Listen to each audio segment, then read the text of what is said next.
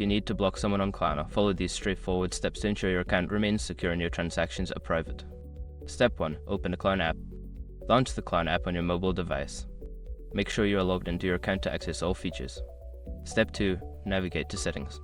Once in the app, look for the Settings icon, usually represented by gear or 3 dots. Tap on it to enter the Settings menu. Step 3. Access Privacy Settings. In the Settings menu, find and select the option for Privacy Settings. This section allows you to manage your account's privacy features, including blocking users. Step 4. Find blocked users. Within the privacy settings, locate the section that lists blocked users. Here, you can view any users you have previously blocked or proceed to block new ones. Step 5. Block the user. To block someone, enter their details as prompted, such as their email address or username. Confirm the action to successfully block the user from your Klarna account. By following these steps, you can effectively manage your interactions on Klarna and enhance your account's privacy. If you have further questions, refer to Klarna's Help Center for additional support.